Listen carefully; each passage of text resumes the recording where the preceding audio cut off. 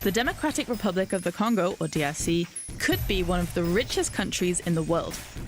That's because of what lies below the ground here: vast resources such as gold, cobalt, and coltan. But the DRC is not rich. In fact, many Congolese people are among the world's poorest. And it's home to possibly the deadliest conflict since World War II. We're going to look at how the DRC became a looting ground for the power-hungry and the corporate, and how even its neighbors have a hand in the exploitation. The DRC is the largest country in sub-Saharan Africa. An estimated 110 million people live here in the DRC. 3 out of 4 of them often don't have access to even the basics: shelter, clean drinking water, and enough food. 1 in 12 children here dies before the age of 12. The DRC is among the 5 poorest countries in the world. It's this misery that drives hundreds of thousands of Congolese to work in mining sites like this one, and for just a few dollars a day. Child labor, threats, and violence are often reported, not to mention the vast environmental damage. All these things are happening because of the rush for riches under the ground.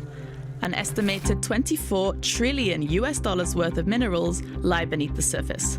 For instance, gold, for jewelry and electronics. Cobalt, used for batteries like in electric cars. The DRC has more than half of the world's cobalt reserves. Copper, vital for solar panels. And coltan, it's literally everywhere in electronic devices, for example, in your smartphone. An estimated 60 to 80% of global coltan reserves are in the DRC. So you can imagine everybody wants a piece of this pie. Be they militia groups controlling informal mines, or huge multinational companies that have set up massive industrial complexes. Since the 1990s, China has been forging ties with the DRC, gaining more and more control over the DRC's valuable natural resources. Chinese companies control 70% of the copper mining and 50% of the cobalt mining in the DRC. In return for access to the mine, China pledged to build roads, schools, and hospitals. Sounds like a win-win situation. But not much of the promised investment has materialized. Congolese people still have to make do with roads like this. So where did all the money actually go? Mostly lost in corruption, a key reason for poverty in the country. The DRC is ranked 162 out of 180 on Transparency International's Corruption Perceptions Index. This basically means corruption is everywhere in the country, including in deals with multinational companies, whether European or Chinese. But it's not just outsiders to blame. It's basically the DRC's leaders who have profited from the resources. The DRC's mineral wealth was sold off to foreign investors, and at laughably low prices. When current President Félix Tshisekedi took office in 2019, he pledged to crack down on corruption. But both his elections were marred by fraud allegations. And for many people, not enough has changed. Corruption and exploitation stand in the way of a brighter future for Congolese people. But there's another major hurdle. More than 120 different militias are active here. Some of them are small local groups. Others are larger militias with foreign backing, like the M23 and the FDLR. These militias have different aims and agendas.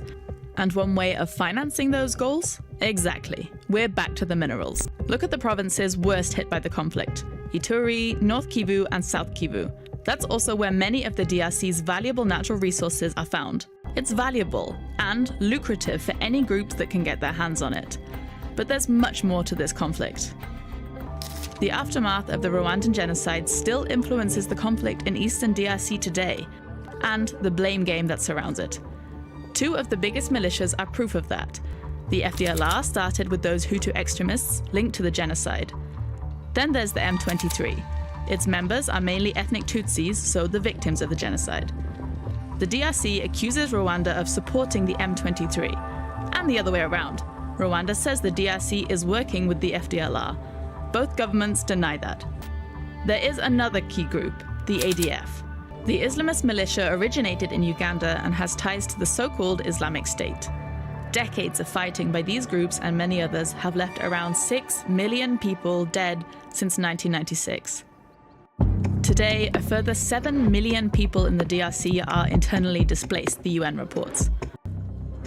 The Congolese army is supposed to contain the conflict, but they, like it seems everyone else, have faced allegations of human rights abuses and corruption, and maintaining an army is costly. So, many people keep on suffering while others profit. But there's much more to this conflict. There is no doubt that Rwanda benefits massively from the instability in the DRC. Most of the gold Rwanda exports is believed to be Congolese gold, smuggled across the border. And while the DRC is the world's biggest coltan producer, the biggest coltan exporter is Rwanda. Rwanda is not the only place these resources get to. UN experts found gold and other minerals from the DRC were also being smuggled to Uganda, Burundi, Tanzania, and even the United Arab Emirates. International efforts to tackle these problems haven't worked. Ceasefire agreements have broken into pieces. The UN's biggest ever peacekeeping mission has largely failed. So, is there at least a little hope for the Congo? That seems like wishful thinking for now. One of the longest running conflicts on Earth looks set to continue. And others won't stop profiting from the country's riches.